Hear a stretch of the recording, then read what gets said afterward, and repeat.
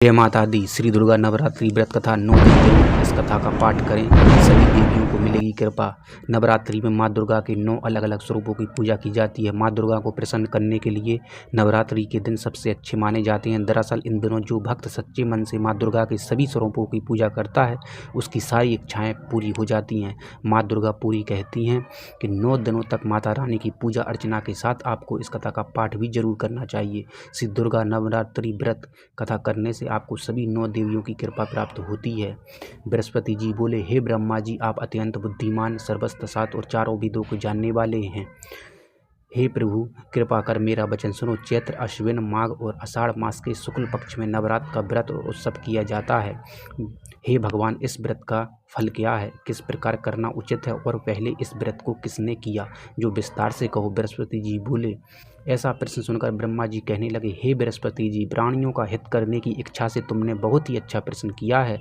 जो मनुष्य मनोरथ पूर्ण करने वाली दुर्गा महादेवी सूर्य और नारायण को ध्यान करते हैं वे मनुष्य धन्य हैं। यह नवरात्र व्रत संपूर्ण कामनाओं को पूर्ण करने वाला है। इसके करने से पुत्र चाहने वाले को पुत्र, धन चाहने वालों को धन, विद्या चाहने वालों को विद्या और सुख चाहने वालों को सुख मिलता है। इस व्रत को करने से रोगी मनुष्य को रोग दूर हो जाता है और कारागार में पड़ा हुआ मनुष्य बंधन से छूट जाता है। मनुष्य की तमाम विपत्तियां दूर हो जाती हैं और उसके घर में संपूर्ण संपत्तियां आकर उपस्थित हो जाती हैं। बांधन और काक बांधन के इस व्रत के करने से पुत्र हो जाता है। समस्त पापों को दूर करने वाला इस व्रत के करने से ऐसा कौन सा मनोरथ है जो सिद्ध नहीं हो सकता। यदि व्रत करने वाला मनुष्य सारे दिन का उपवास ना कर सके तो एक समय भोजन करे और उस दिन बांधवों सहित नवरात्रि व्रत की कथा श्रवण करे। हे बृहस्पति, जिसने पहले इस महाव्रत को किया उसका पवित्र इतिहास मैं तुम्हें सुनाता हूँ, तुम सावधान होकर सुनो। इस प्रकार ब्रह्मा जी के वचन सुनकर बृहस्पति जी ओम बोले, हे ब्रह्मांड, मनुष्य को कल्याण करने वाले इस व्रत के इतिहास को मेरे लिए कहा है, मैं सावधान होकर सुन रहा हूँ। आपकी शरण आए हुए मुझ पर कृपा करो। ब्रह्मा जी बोले, पीठत नाम के मनोहर नगर में एक अनाथ नाम का ब्राह्मण रहता था। वह भगवती दुर्गा का बहुत बड़ा भक्त था। उसके संपूर्ण सद्गुणों से युक्त मानव ब्रह्मा की सबसे पहली रचना हो ऐसी यथार्थ नाम वाली सुमति नाम की एक अत्यंत सुंदर कन्या पैदा हुई। वह कन्या सुमति अपने घर के बाल कफन में अपनी सहेलियों के साथ क्रीड़ा कर रही होती है। इस प्रकार जैसे शुक्ल पक्ष में चंद्रमा की कला बढ़ती है, उसका पिता प्रतिदिन दुर्गा की पूजा और होम किया करता था। उस समय वह भी नियम से वहाँ उपस्थित होती थी। एक दिन वह सुमति अपनी सखियों के साथ खेलने लग गई और भगवती के पूजन में उपस्थित नहीं। उसके पिता को पुत्री की ऐसी असावधानी देखकर क्रोध आया और पुत्री से कहने लगे कि हे दुष्ट पुत्री, आज प्रभास से तुमने भगवती का पूजन नहीं किया, इस कारण मैं किसी कुष्ठी और जय माता दी दरिद्र मनुष्य के साथ तेरा विवाह करूंगा। इस प्रकार कुपित पिता के वचन सुनकर सुमति को बड़ा दुख हुआ और पिता से कहने लगी कि हे पिताजी, मैं आपकी कन्या हूँ, मैं आपके सब तरह से अधीन हूँ, जैसी आपकी इच्छा हो और मेरा विवाह कर सकते होगा। वह वही जो मेरा भाग्य में लिखा है, मेरा तो इस पर पूर्ण विश्वास है। मनुष्य ना जाने कितने मनोरथों को चिंतन करता है, पर होता वही है जो भाग्य में विधाता ने लिखा है। जो जैसा करता है उसको फल भी उसके कर्म के अनुसार ही मिलता है, क्योंकि कर्म करना मनुष्य के अधीन है पर फल देव के अधीन। और अग्नि में पड़े हुए तृण दी उसको अधिक प्रेरित कर देते हैं। उसी तरह अपनी कन्या के ऐसे निर्भरता से कहे हुए वचन सुनकर उस ब्राह्मण को अधिक क्रोध आया। तब उसने अपनी कन्या का एक कुष्ठी के साथ विवाह कर ओम दिया और अत्यंत क्रोध होकर पुत्री से कहने लगे कि जाओ जल्दी जाओ, अपने कर्म का फल भोगो, देखे केवल भाग्य भरोसे पर रहकर क्या करती है। इस प्रकार से कहे हुए पिता के कटु वचन को सुनकर सुमति अपने मन में विचार करने लगी, अहो मेरा बड़ा दुर्भाग्य, जिससे मुझे ऐसा पति मिला। इस तरह अपने दुख का विचार करते हुए वह सुमति अपने पति के साथ वन चली गई और भयानक वन में कुशायुक्त उस स्थान पर उन्होंने वह रात बड़े कष्ट से व्यतीत की। उस गरीब बालिका की ऐसी दशा देखकर भगवती पूर्ण पुण्य के प्रभाव से प्रकट होकर सुमति से कहने लगी, हे ब्रह्माणी, मैं तुम पर प्रसन्न हूँ, तुम जो चाहो वरदान मांग सकती हो, मैं प्रसन्न होने पर मनोवांछित फल देने वाली हूँ।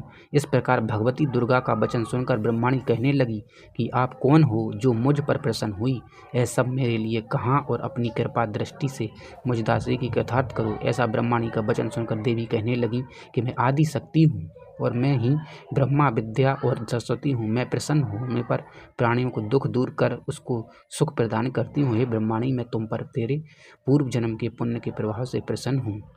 जो मांगना हो मांगो। तुम्हारे पूर्व जन्म का वृतांत सुनाती हूँ, सुनो। तू पूर्व जन्म में निषाद भील की स्त्री थी और अति पतिव्रता थी।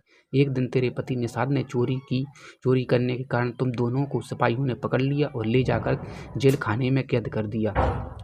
उन लोगों ने तेरे को और तेरे पति को भोजन भी नहीं दिया। इस प्रकार नवरात्र के दिनों में तुमने ना तो कुछ खाया और ना ही जल पिया, इसलिए 9 दिन तक नवरात्र का व्रत हो गया। हे ब्रह्माणी, उन दिनों में जो व्रत हुआ उस व्रत के प्रभाव से प्रसन्न होकर तुम्हें मनोवांछित फल देती हूँ।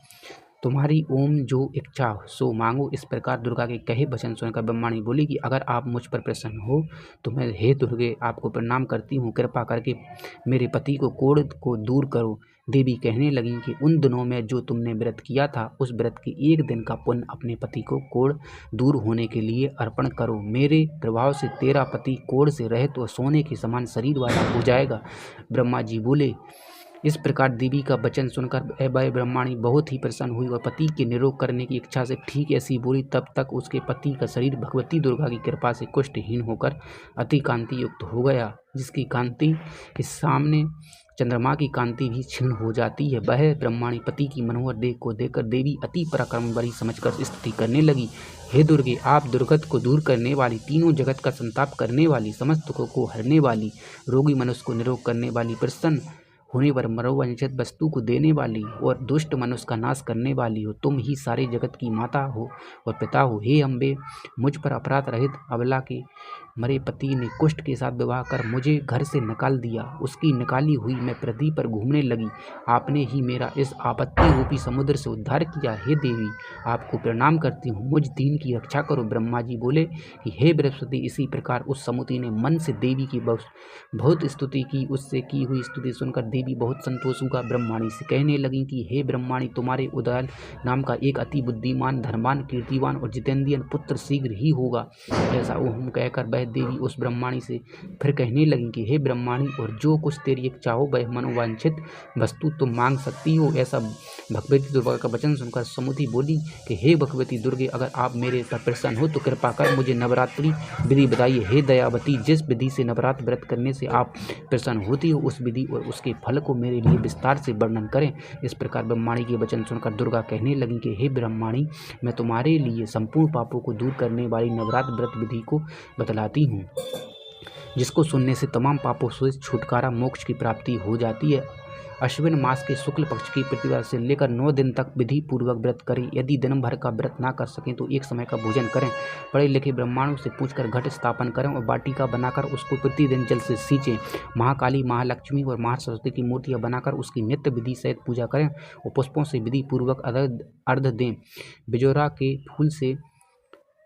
फूल से अर्घ देने से रूप की प्राप्ति होती है। जायफल से कीर्ति, दाख से कार्य की सिद्धि होती है, आंवले से दुख और दूध, केले से भूषण की प्राप्ति होती है। इस प्रकार फलों से अर्घ देकर यथाविधि हवन करें। खंड, घी, गेहूँ, शहद, जौ, तिल, बेम, नारियल, दाख और कदम, इनसे हवन करें। गेहूँ होम करने से लक्ष्मी की प्राप्ति होती है। खीर व चम्मा के पुष्पों से धन और पतनों से तेज और सुख की प्राप्ति होती है। आंवले से कीर्ति और केले से प्राप्त हो, कमल से राज, सम्मान और दुखों से सुख संपत्ति की प्राप्ति होती है। व्रत करने वाला मनुष्य इस विधान से होम कर आश्चर्य को अत्यंत नम्रता के साथ प्रणाम कर और एक की सिद्धि के साथ लिए उस दक्षिणा से इस महाव्रत को पहले बताई हुई विधि के अनुसार जो कोई करता है उसके सब मनोरथ सिद्ध हो जाते हैं। इसमें तनिक भी संशय नहीं है। इन 9 दिनों में जो कुछ दान आदि दिया जाता है उसका करोड़ों गुना फल मिलता है। इस नवरात्रि के व्रत करने से ही अश्वमेध यज्ञ का फल मिलता है। हे ब्रह्माणी, इस संपूर्ण कामनाओं को पूर्ण करने वाला उत्तम व्रत को तीर्थ, मंदिर अथवा घर में ही विधि के अनुसार करें। ब्रह्मा जी बोले कि हे बृहस्पति, इस प्रकार ब्रह्माणी को व्रत की विधि और फल बताकर देवी अंतर ध्यान हो गई। जो मनुष्य या स्त्री इस व्रत को भक्ति पूर्वक करता है वह इस लोक में सुख पाकर अंत में दुर्लभ मोक्ष को प्राप्त होता है। बृहस्पति, इस दुर्लभ व्रत का महात्म्य मैंने तुम्हारे लिए बतलाया है। ऐसा ब्रह्मा जी के वचन सुनकर बृहस्पति जी आनंद के कारण रोमांचित हो गए और ब्रह्मा जी से कहने लगे, हे ब्रह्मा जी, आपने मुझ पर अति कृपा की है जो अमृत के समान इस नवरात्रि व्रत का महात्म्य सुनाया। हे प्रभु, आपके बिना और कौन सा यह महात्म्य को सुना सकता है। हे बृहस्पति, बृहस्पति जी के वचन सुनकर ब्रह्मा जी बोले कि हे बृहस्पति, तुमने सब प्राणियों का हित करने वाले इस आलूल के व्रत का पूछा है, इसलिए तुम धन्य हो। वह भगवती शक्ति संपूर्ण लोगों का पालन करने वाली हैं। इस महादेवी के प्रभाव को कौन जान सकता है? तो कमेंट में जय माता दी जरूर लिखें।